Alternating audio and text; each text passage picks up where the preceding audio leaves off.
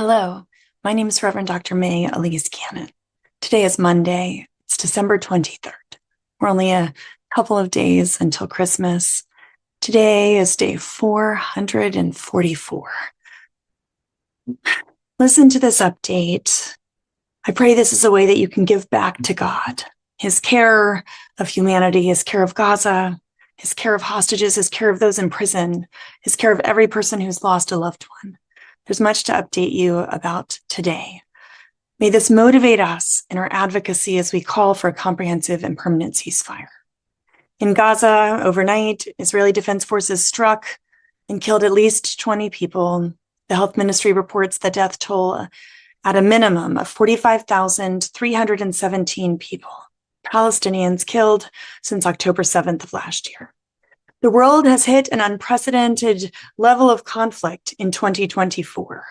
There's been at least 230,000, and these numbers are just from like October or so.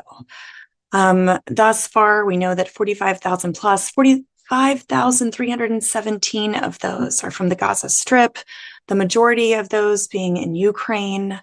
The violence has a remarkable reach. 1 in 8 people worldwide have been exposed to conflict this year. Palestinians face the highest level of violence in the entire world, according to the data and this report. 81% of the population have been exposed. 81% of Palestinians have been exposed to conflict. The world may be entering into a new normal of conflict, says Professor Paul Post. He's a professor at the University of Chicago. And my hope and prayer is that we at Churches for Middle East Peace and those who support our work, who pray alongside of us, who make donations, that we will work so that that is not the case for 2025 and the year ahead as the new year approaches. The IDF has announced 3 Israeli soldiers were killed in the north of Gaza in the last day. Videos of the female spotters, these were the Israeli soldiers who were women on October 7th of last year. They alerted about the October 7th attacks. More than 50 of them were killed. There's been a court battle so that their family members could hear their last words and see a video. Portions of those can be seen on X, on social media. Those were just released to families. If you're able, I would encourage you to give witness. We can provide a link to that, to the lives that were lost that day. It's a part of their story. It's a part of the truth being told. Just as we tell the stories of so many who've lost their lives under the rubble, because of bombings, U.S. bombs being dropped on Gaza in the weeks and months following the October 7th attacks. I've not yet brought myself to watch that clip. I'm actually working with a psychotherapist on the effects of residual trauma. I'd encourage you to work with a spiritual director as we give witness to the horrors and tragedies that have been committed. I've been working on this daily for 444 days. Many of you are as well. It's nothing compared to those living in it. But may we also be encouraged by the resilience of the human spirit and the incredible courage and heroism of so many who are continuing to provide humanitarian assistance daily. They bury their dead in the morning and they provide food in the afternoon. Those who continue to survive, those who continue to choose love over hatred amid such loss, brokenness, and devastation. In the West Bank, about 4 hours ago in the early afternoon here on the East Coast, it was reported in the occupied West Bank that Palestinian Authority security forces killed a 17-year-old in Jenin at the refugee camp during clashes with militants. Palestinian security forces, not the IDF in Jenin, Palestinian security forces killed a 17-year-old in the Jenin refugee camp. Hostages' families, including John Goldberg Poland, whose son Hirsch was kidnapped and murdered in Gaza, said, according to the Torah portion, after Joseph helped the chief cupbearer escape from prison, the cupbearer did not then help him or to try to get him released. The chief cupbearer did not remember Joseph, but forgot him. Goldberg Poland quoted and said, "This is one of the saddest phrases in all of the Bible, he forgot him." Goldberg Poland asked the audience not to be satisfied with prayers, but to take decisive action. I think that's a good encouragement to all of us. He said there's a disconnect between supporting the deal, referring to the hostage negotiations and a ceasefire, in the religious Zionist community and the leaders who represent them. He said, go to the Knesset. Monday is a perfect day to catch politicians in their offices. Sit with your leaders one-on-one or in groups and tell them that you support the deal. End quote. There is nothing to report on the hostage deal negotiations. They're continuing conversations, except to say that reports indicate that the negotiators are close. Defense Minister Katz in Israel says Israel was responsible for the assassination of the Hamas leader Ismail Haniyeh in Tehran, in Iran. He warns Houthi leaders in Yemen of a similar fate. Iran is considering a plan to directly fly weapons to Lebanon. That would circumvent Syria. Syria has been cutting off weapons supplies, so Hezbollah has not been able to get additional weapons. And the Lebanese caretaker, the Prime Minister Najib Mikati, said that the most important upcoming task in Lebanon is to guarantee that Israel withdraws from the territories it encroached on during recent aggression. An agreement has been reached between the militias and the government in Iraq to stop attacks on Israel, according to reports by a Lebanese newspaper. The Transitional Authority in Syria, Hayat Tahrir al-Sham in Syria, has offered to help find the U.S. citizen Austin Tice, who's still unaccounted for. Tice is an American freelance journalist who contributed to the Post.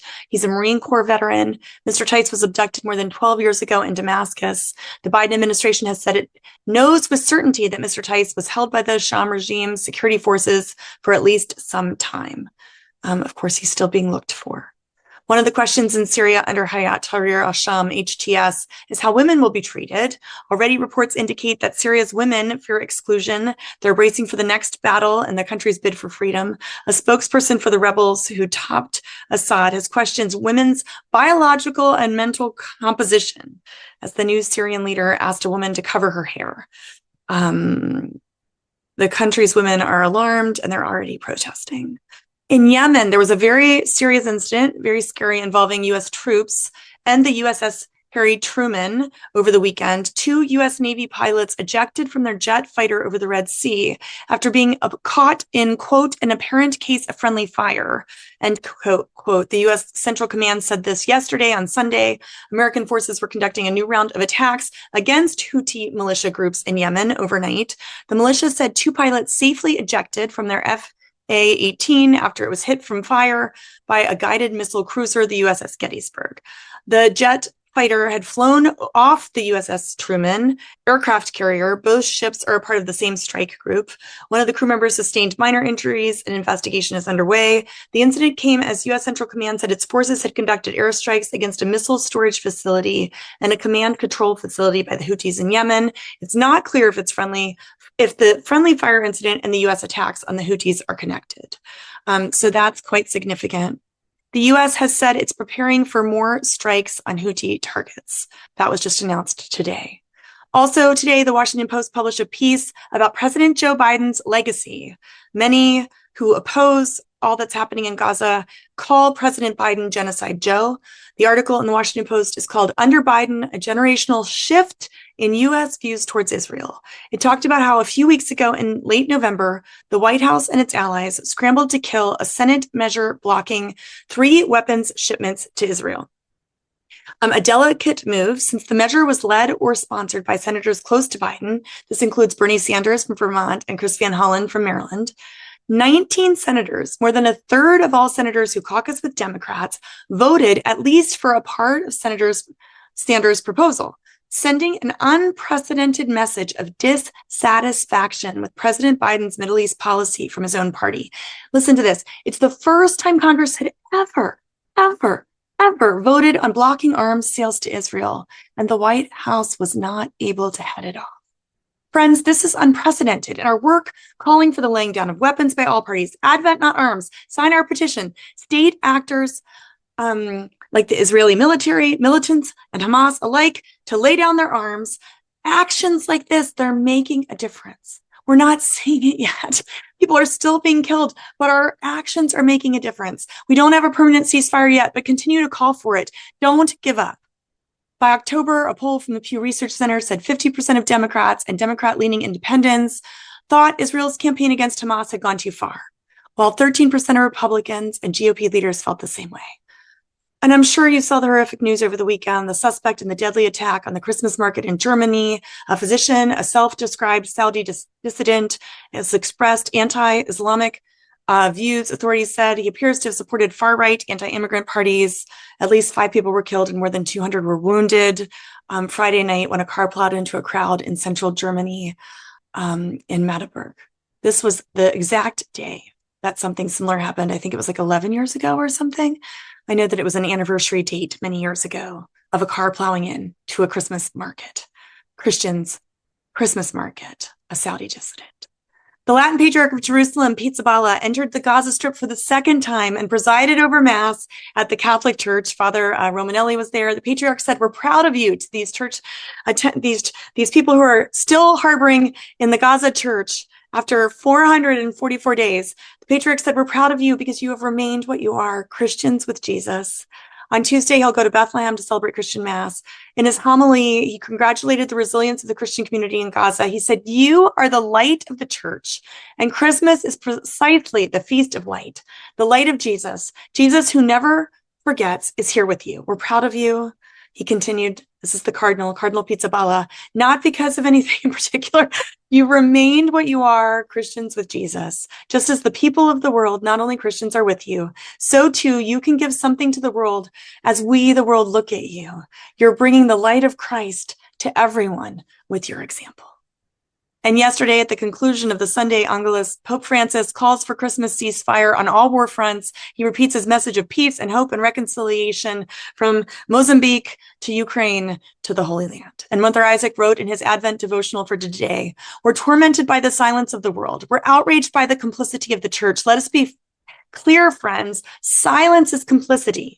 This war has confirmed to us the world does not see us as equal." He's speaking as a Palestinian Christian from Bethlehem.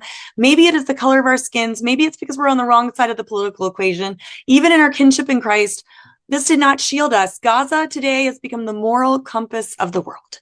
If you're not appalled by what's happening in Gaza, if you're not shaken to your core, there is something wrong with your humanity. And if we as Christians are not outraged by the genocide, by the weaponization of the Bible to justify it, there is something wrong with your Christian witness, and we are compromising the credibility of the gospel message. We are about to celebrate the birth of the good news of Jesus Christ, the gospel come into the world, Emmanuel, God with us, in just a couple of days. May we not give up hope, calling for a ceasefire, the laying down of weapons, the end of war and violence, as we celebrate the hope of the coming of Christ this Advent. In his name.